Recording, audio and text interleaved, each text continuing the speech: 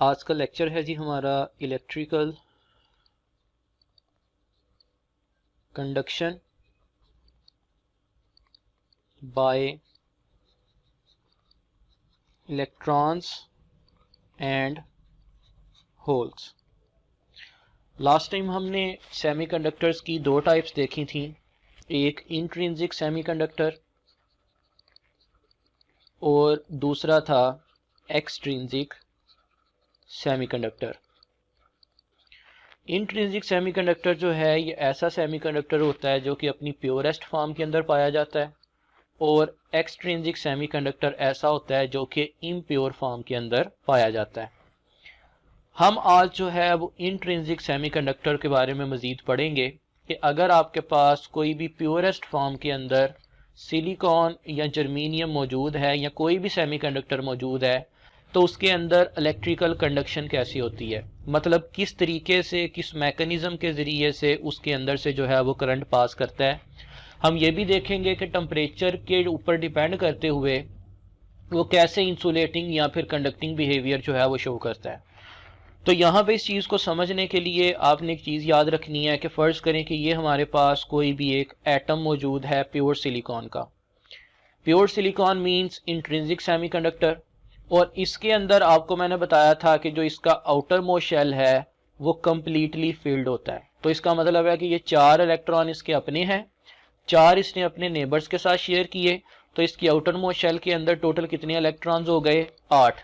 इसका मतलब है कि ना तो कोई इलेक्ट्रॉन नॉर्मल कंडीशन में यहाँ से निकल सकता है और ना ही कोई इलेक्ट्रॉन जो है वो यहाँ पे ऐड हो सकता है। तो इसका मतलब है कि अगर आपके पास इस तरह की एक लॉन्ग चेन मौजूद है तो उसके अंदर जितने भी आपके एटम्स मौजूद होंगे वो सारे के सारे जो हैं वो कम्प्लीटली क्या होंगे?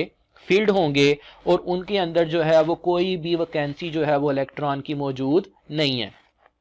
लेकिन अगर फर्ज करें कि हमने इसके टेम्परेचर को इंक्रीज किया, अब टेम्परेचर को इंक्रीज करने से हम ये देखना चाह रहे हैं कि इसके अंदर क्या क्या जो है वो चेंजेस आती हैं, तो हम यहाँ पे जो है वो टेम्परेचर का इफेक्ट जो है वो अब स्टडी करेंगे और साथ ये भी देखेंगे कि टेम्परेचर के इंक्रीज करने से कैसे इसके अंदर जो है वो इलेक्ट्रिकल कंडक्शन करवाई जा सकती है। फर्ज करें कि हमारे पास 4 एटम्स मौजूद हैं। पहले का नाम हम ए रख देते हैं, दूसरे का नाम बी है, तीसरे का नाम सी रख देते हैं और चौथे का नाम है डी। हमने रैंडमली कोई से भी 4 एटम्स जो हैं उनको कंसीडर कर लिया। इन चारों एटम्स में इलेक्ट्रॉन जो है वो मौजूद है। हम 8-8 ड्रा करने की बजाय एक से ही उसको रिप्रेजेंट कर देते हैं। इस ब्लैक डॉट का मतलब है कि उसके पास इलेक्ट्रॉन जो है वो ऑलरेडी मौजूद है।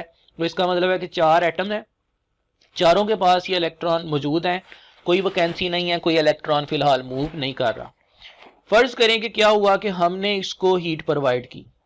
अब हीट प्रोवाइड करने से क्या हुआ कि जो ए वाला आपके पास एटम था इसके अंदर इलेक्ट्रॉन जो है वो मूव किया, ये वाला, और ये मूव करके यहां पे बाहर निकल गया। अब जब ये बाहर निकल जाएगा तो यहां पे क्या बन जाएगा? होल।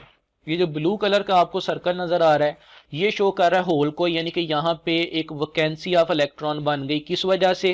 क्योंकि जब हमने इसके टेम्परेचर को बढ़ाया तो टेम्परेचर के बढ़ाने से क्या हुआ कि वैलेंस बैंड का इलेक्ट्रॉन जो है उसको इतनी एनर्जी मिल गई कि अब वो जंप करके कंडक्शन बैंड में जा सकता है। जैसे ही वो कंडक्शन बैंड में जाएगा तो इसका मतलब है कि वो कंडक्टिविटी करवाएगा, और कंडक्टिविटी करवाने का मतलब ये है कि ये इलेक्ट्रॉन जो है वो उसने अब होल क्रिएट कर दिया है। अब क्या होगा कि आपके पास बाकी के जो मौजूद हैं यानी कि बी, सी और डी, इनके पास जो है वो इलेक्ट्रॉन मौजूद हैं। बी के पास भी है, सी के पास भी है, डी के पास भी है। लेट से जो आपके पास बी ए के अंदर इलेक्ट्रॉन था उसको हीट मिलने की वजह से वो बाहर निकला। अब इसकी जगह को फिल करने के लिए कहीं से भी इलेक्ट्रॉन आ सकता है। लेट से बी से जो है वो इलेक्ट्रॉन जाता है, वैसे तो कहीं से भी जा सकता है, सी से भी जा सकता है, डी से भी जा सकता है, लेकिन हम इसके फ्लो को बरकरार रखने के लिए लेट से बी जो है उससे एक इलेक्ट्रॉन जाता है।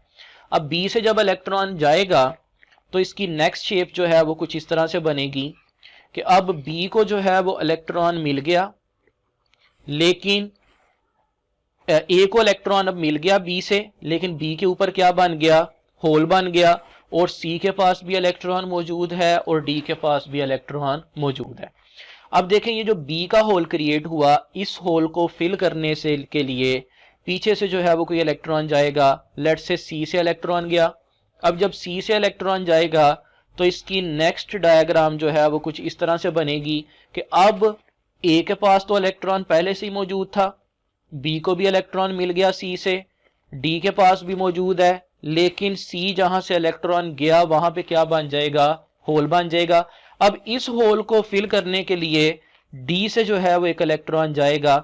जब डी से एक इलेक्ट्रॉन जाएगा तो इसकी नेक्स्ट शेप जो है वो कुछ इस तरह से बनेगी कि इस तरह से आपके पास ए के पास भी इलेक्ट्रॉन मौजूद है, बी के पास भी है, सी को भी मिल गया डी से, लेकिन अब डी के ऊपर क्या बन गया, होल बन गया। तो इस तरीके से ये मैकेनिज्म जो है ये चलता जाएगा।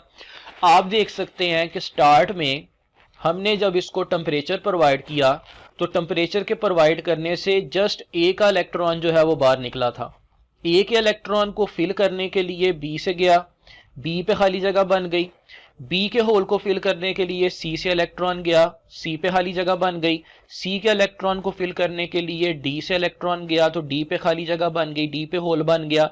इसका मतलब है कि अब डी के होल को फिल करने के लिए पीछे से कोई इलेक्ट्रॉन जो है वो जाएगा और इस तरह से ये प्रोसेस जो है ये चलता जाएगा। और इस तरीके से जितनी देर तक आप इसको टेम्परेचर प्रोवाइड कर रहे हैं उतनी देर तक इलेक्ट्रॉन्स और होल्स जो हैं ये मूव करते जाएंगे और ये कंडक्टिविटी करवाते जाएंगे। दूसरी चीज आपने ये नोट करनी है कि इलेक्ट्रॉन्स मूव कर रहे हैं अपवर्ड और होल्स किस तरफ मूव कर रहे हैं, डाउनवर्ड। इसका मतलब है कि इलेक्ट्रॉन्स की डायरेक्शन एक तरफ है और होल्स की डायरेक्शन जो है वो उसके अपोजिट डायरेक्शन में है। तो इसका मतलब ये भी हुआ कि जितने भी आपके पास सेमीकंडक्टर्स होते हैं इसके अंदर बोथ इलेक्ट्रॉन्स एंड होल्स जो हैं वो एज अ चार्ज कैरियर जो है वो काम करते हैं। और ये चार्ज कैरियर्स का क्या मतलब है कि ये चार्जेस को लेके जाएंगे और दोनों जो हैं वो एक दूसरे की ऑपोजिट डायरेक्शन में मूव करते हुए ये काम करते हैं। इसका मतलब है कि अगर इलेक्ट्रॉन एक डायरेक्शन में मूव कर रहे हैं तो होल्स जो हैं वो उसकी ऑपोजिट डायरेक्शन में मूव करेंगे और दोनों ही एक दूसरे की ऑपोजिट डायरेक्शन में मूव करते करते जो है वो कंडक्शन करवा सकते हैं। तो ये है आपके पास electrical conductivity due to electrons and holes in a semiconductor. यहाँ पे ये चीज याद रखें कि ये जो हमने मैकेनिज्म देखा है ये प्योर यानी कि इंट्रिंसिक सेमीकंडक्टर के लिए है, ठीक है। और इसी चीज को जो है वो हम ऐसे भी शो कर सकते हैं कि ये फर्ज करें आपके पास कोई भी एक सेमीकंडक्टर मौजूद है, आपने इसके साथ एक बैटरी लगा दी, तो क्या होगा कि जो इलेक्ट्रॉन्स हैं ये मूव करेंगे पॉजिटिव टर्मिनल की तरफ, तो होल्स किस तरफ मूव करेंगे, नेगेटिव टर्मिनल की तरफ।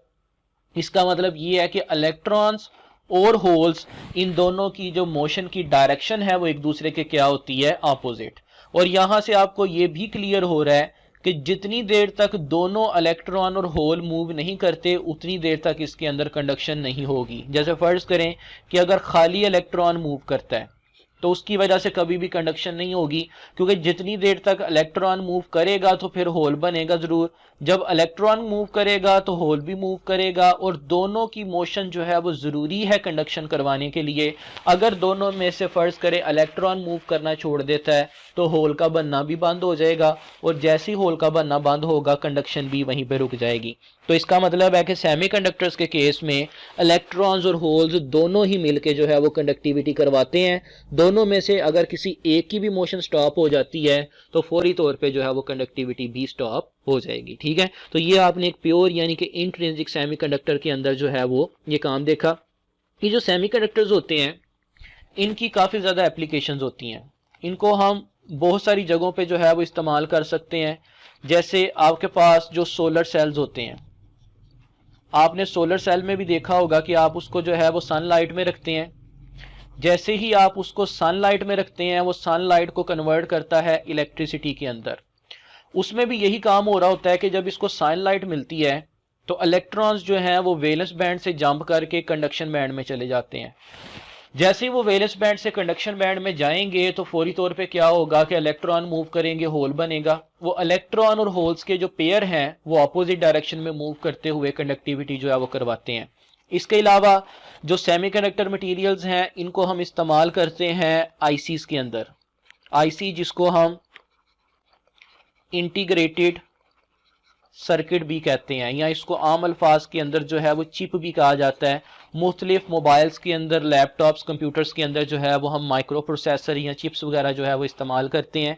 तो इलेक्ट्रॉनिक्स के अंदर जो है वो हम इसका काफ़ी ज़्यादा इस्तेमाल करते हैं।